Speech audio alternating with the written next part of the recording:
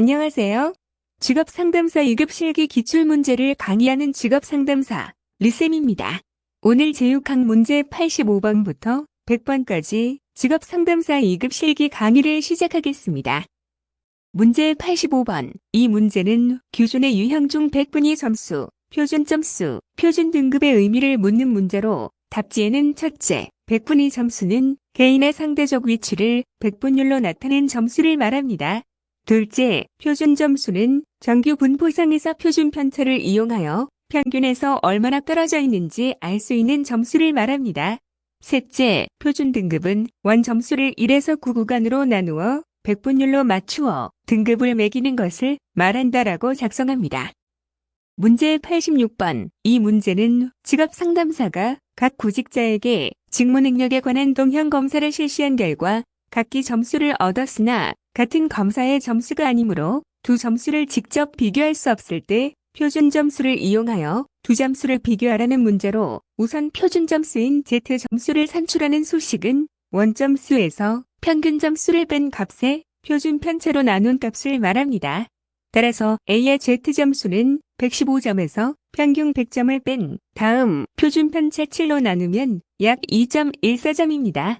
B의 Z점수는 124점에서 평균 100점을 뺀 다음 표준 편차 15로 나누면 약 1.60점입니다. 따라서 A의 Z점수가 B의 Z점수보다 높으므로 A가 B보다 더 높은 직무 능력을 갖춘 것으로 볼 수 있다라고 작성합니다. 문제 87번. 이 문제는 기준 참조검사와 중거 참조검사의 의미를 각각 예를 들어 설명하라는 문제로 답지에는 첫째, 기준 참조검사는 개인의 점수를 해석하기 위해 집단 내 다른 사람들의 점수와 비교하여 평가하는 상대평가 목적의 검사입니다. 예시로 각종 심리검사, 선발검사 등이 있습니다.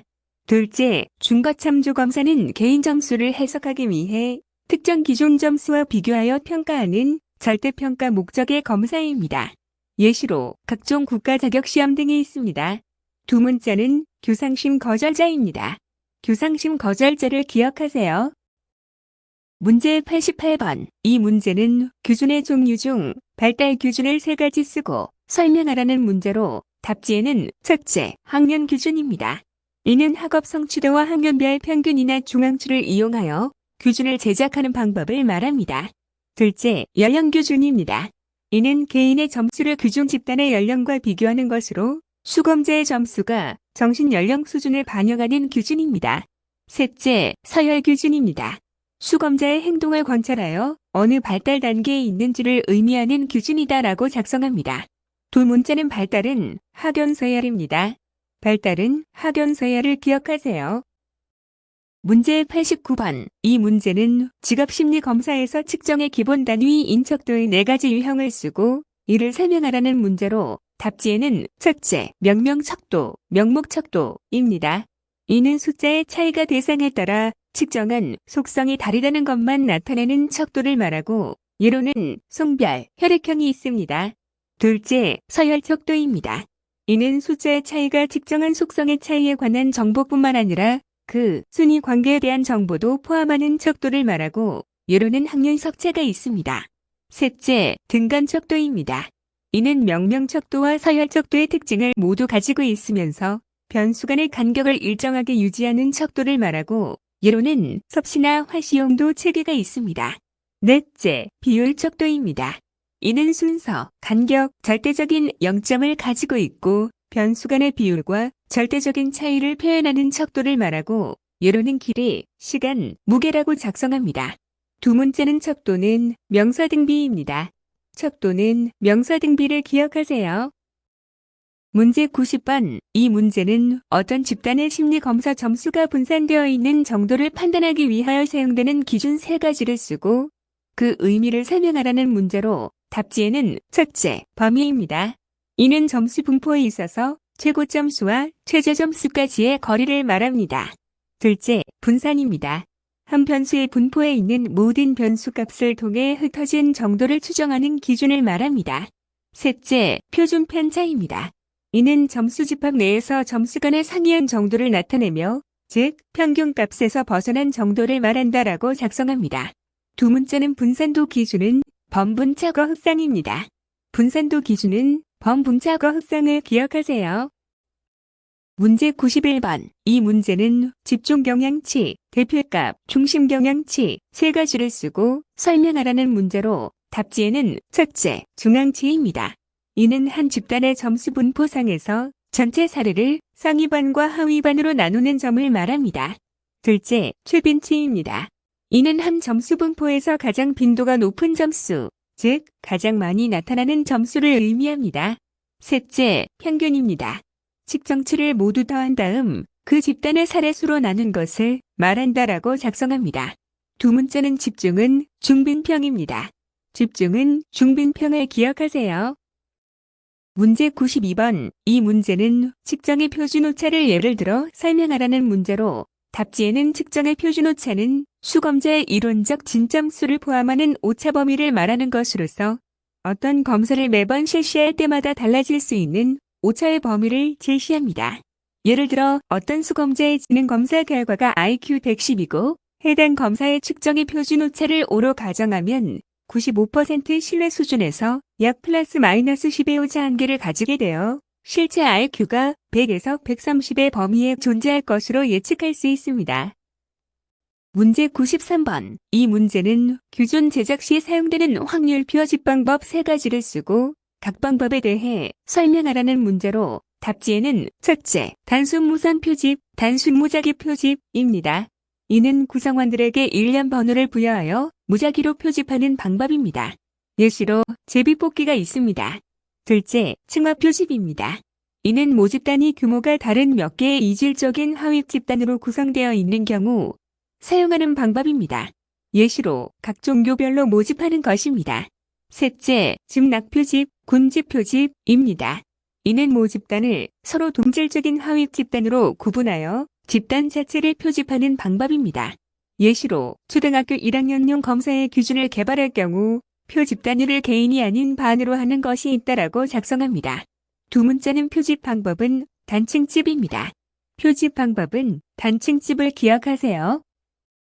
문제 94번. 이 문제는 표준화를 위해 수집된 자료가 정규 분포에서 벗어나는 것은 검사 도구의 문제라기보다 표집 절차에 오류의 원인이 있다고 보며 이를 해결하기 위한 방법이 무엇인지를 묻는 문제로 답지에는 첫째, 완곡법입니다. 이는 정규 분포의 모양을 갖추도록 점수를 더해주거나 빼주는 방법으로 정규 분포와 비슷하게 나왔을 때만 사용할 수 있습니다. 둘째, 절믹법입니다. 이는 편포의 꼬리를 잘라내는 방법으로 꼬리가 작을 때에만 사용할 수 있습니다. 참고로 편포란 점수 분포가 한쪽으로 치우친 모양을 말합니다. 셋째, 면적 환산법입니다.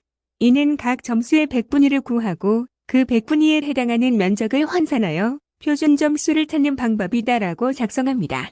두 문자는 표집 오류의 해결법은 완절면입니다. 표집 오류의 해결법은 완절면을 기억하세요. 문제 95번. 이 문제는 신뢰도 검증 방법 중 검사 재검사법의 단점을 묻는 문제로 답지에는 첫째, 성수교인 시간의 경과입니다. 이는 두 검사 사이의 시간 간격이 너무 클 때 측정 대상의 속성이나 특성이 변화할 수 있다는 것입니다. 둘째, 반응 민감성입니다. 이는 검사를 치르는 경험이 후속 반응에 영향을 줄 수 있다는 것입니다. 셋째, 이완효과, 기억효과입니다. 이는 두 검사 사이의 시간 간격이 너무 짧으면 앞에서 답한 것을 기억해서 뒤에 응답할 때 활용할 수 있다는 것을 말합니다.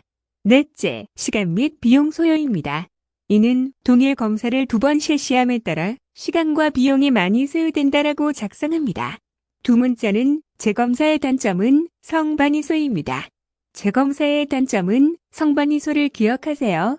참고로 동향검사의 단점은 첫째, 동향검사 개발의 어려움과 둘째, 두 검사 간의 동질성 보장의 어려움, 셋째, 시간 및 비용 소요 등이 있습니다.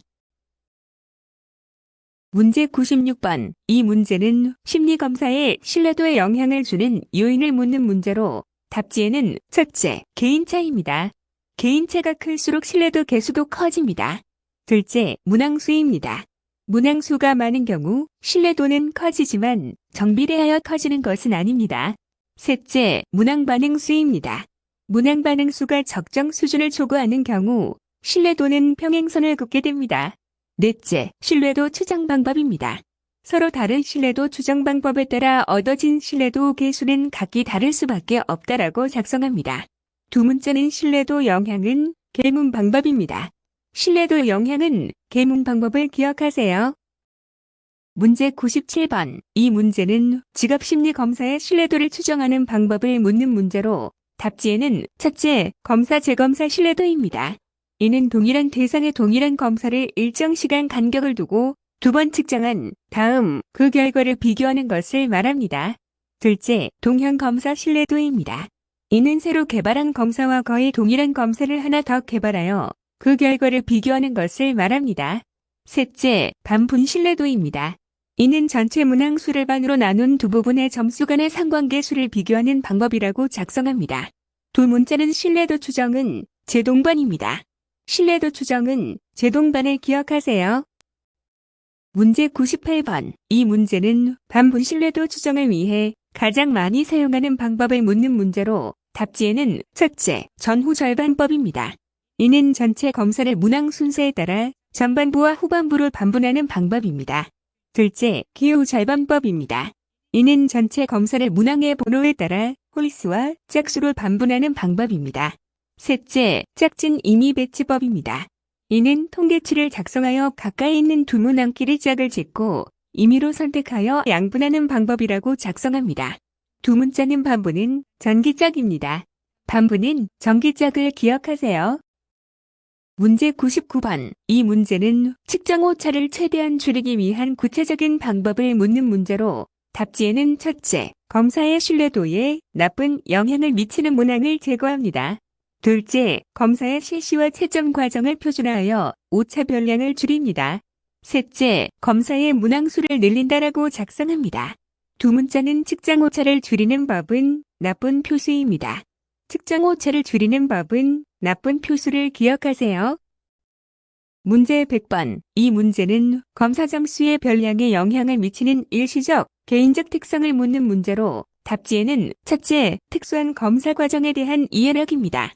둘째, 특수한 검사에 대한 일시적 마음가짐입니다. 셋째, 특수한 검사 기능 연습 정도입니다. 넷째, 특수한 검사 자료를 다루는 기술력이라고 작성합니다. 두 문자는 검사 점수의 영향 개인적 특성은 특수 이마 연기입니다. 검사 점수의 영향 개인적 특성은 특수 이마 연기를 기억하세요. 이상으로 직업상담사 2급 실기 기출제육 강을 마칩니다. 끝까지 시청해 주셔서 감사합니다. 구독과 좋아요 꼭 눌러주세요.